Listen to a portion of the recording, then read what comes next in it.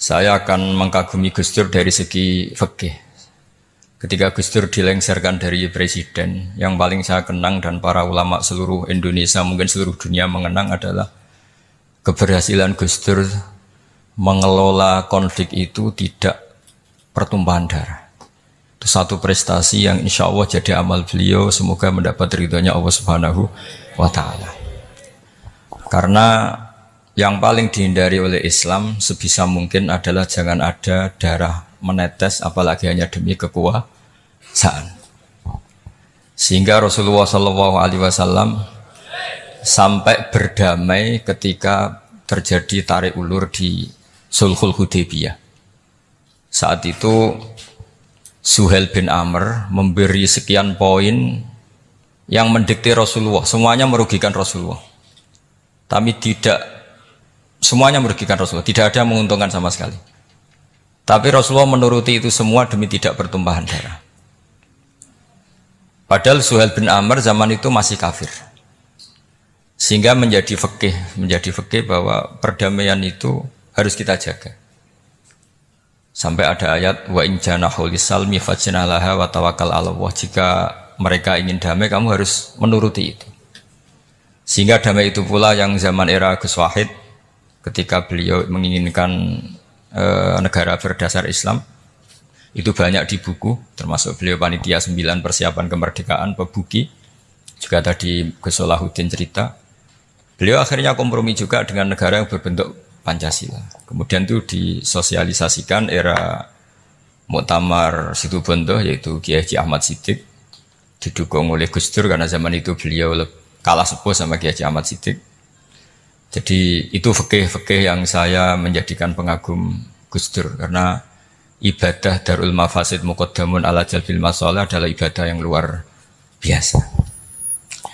Berikutnya saya mohon sama Kiai Haji Salahuddin Wahid berkenan saya cara berpikir begini untuk Gus Dur. Jadi saya ini dari keluarga Kiai, saya juga senasab dengan keluarga Mbah Hasyim karena sama-sama turunan Mbah Sambul Lasem. Jadi beliau adalah Abdurrahman bin Wahid bin Hasyim bin Asy'ari bin Wahid lagi, terus bin Abdul Halim 2 sampai Mbah Sambu. Kira-kira nasabnya sama dengan saya, dengan Mbah Hamid yang dari jalur itu. Saya mau bercerita begini. Watak seorang cucu itu biasanya mengalir dari pikiran besar mbah-mbahnya atau leluhurnya. Karena setiap mbah-mbahnya pasti berdoa dzurriatan thayyibah, yaitu anak cucu yang baik. Saya sengaja di sini membawa kitab yang ditulis oleh Muhammad Asad Shihab, seorang Libanon. Menulis bahwa Mbah Hasyim Asy'ari adalah terhitung sebagai mujaddid, sebagai pembaharu Islam, setidaknya di Asia sini atau di Indonesia. Di sini ada kitab ini diterjemah beberapa kali, sebagian oleh Kiai Haji Mustafa Bisri, sebagian oleh Kiai Sodik Semarang. Saya punya edisi asli, edisi Arabnya, karena saya dari awal ingin ngaji sama santri-santri Tebu Ireng. Karena buyut-buyut saya itu termasuk gurunya Mbah Soleh Darat. Jadi buyut saya yang di Kudus, Pondok Damaran itu dulu Mbah Soleh Darat pernah ngaji di situ. Dan Mbah Hasyim kecil pernah ngaji sama Mbah Soleh Darat.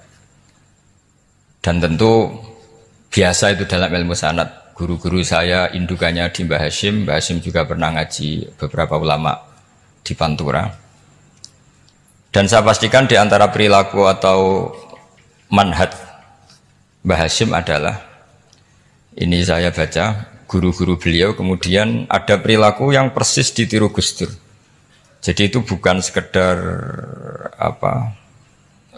bukan sekedar mitos atau kebetulan. Beliau punya pilihan-pilihan yang dipilih sampai akhir hayatnya.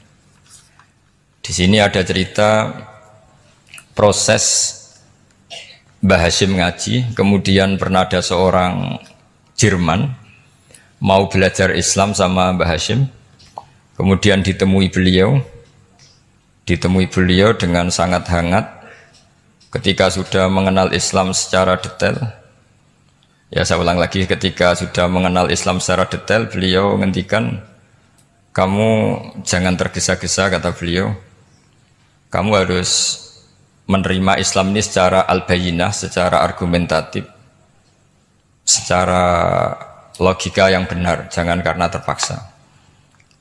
Itu pula yang akhirnya Mbah Hashim mendorong khuriyatul fikri. Orang itu harus merdeka dalam berpikir. Itu pula yang mengilhami Rasulullah SAW ketika Sulhul Hudaybiyah.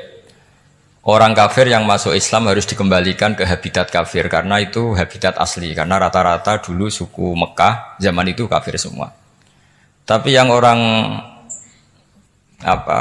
Islam masuk kafir harus dibiarkan karena dianggap kembali ke habitat. Tentu semua perjanjian itu merugikan Rasulullah SAW. Tapi yang unik, Rasulullah itu menerima itu semua.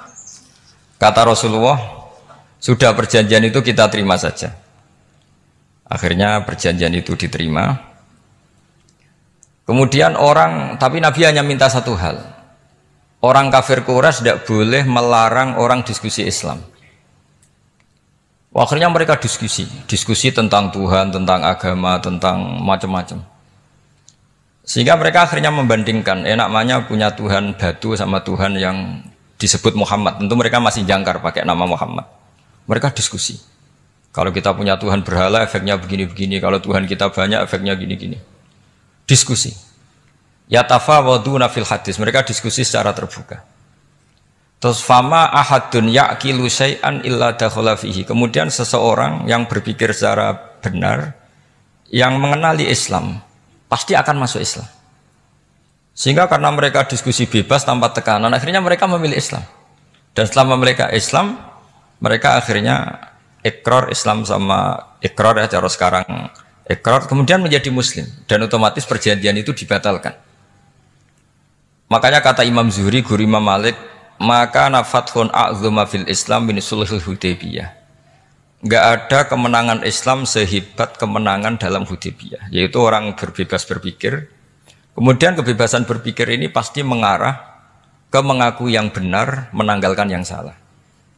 Tentu orang dulu mendewa-dewakan Lata Uzza, pokoknya menuhankan makhluk, menjadi sadar bahwa itu aneh. Kenapa kita harus menyembah batu yang dipahat? Kenapa kita harus menyembah makhluk dan sebagainya? Dan akhirnya mereka Islam. Tapi dulu kalau suasana perang itu keinginan orang hanya ingin menang kalah. Jadi yang kafir itu hanya ingin menang. Pokoknya jangan sampai kalah. Nggak pernah berpikir Islam itu apa. Di mana-mana perang itu ya pikirannya menang kalah. Tapi setelah nggak ada perang, meskipun segala perjanjiannya merugikan Islam, orang akan berpikir secara objektif. Makanya fama ahadun ya'kilu syai'an illa dakhala fihi. Tidak ada seseorang yang berpikir tentang Islam kecuali akhirnya masuk Islam.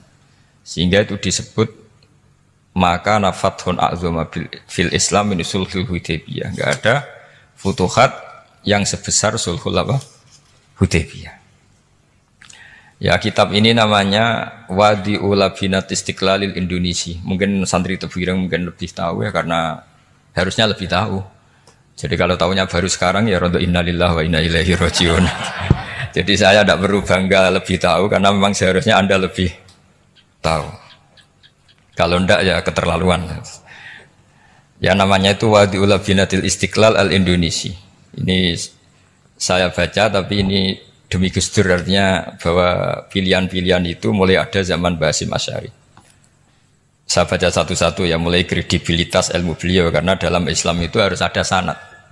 Saya pernah ditanya seorang ilmuwan, Pak Bahak, kenapa Islam itu harus ada sanad? Kita kan orang cerdas, kan bisa berpikir sendiri, ngapain nunggu pikirannya orang-orang? Gitu. Terus saya bilang agama itu agamanya Allah dan Rasul. Kalau pikiran kamu namanya agama kamu, bukan pikiran agama, kata saya. Kalau kamu punya pikiran, yang namanya pikiran kamu, tidak agama. Kalau agama itu harus bersanad. Jadi pikirannya Mbah Hasyim sama dengan pikirannya Mbah Mahfud pikirannya sama dengan Said Abi Bakar Sato sama dengan Sayyid Zaini Dahlan dan seterusnya. Sampai logika itu sampai Rasulullah Shallallahu Alaihi Wasallam. Saya beri sekian contoh.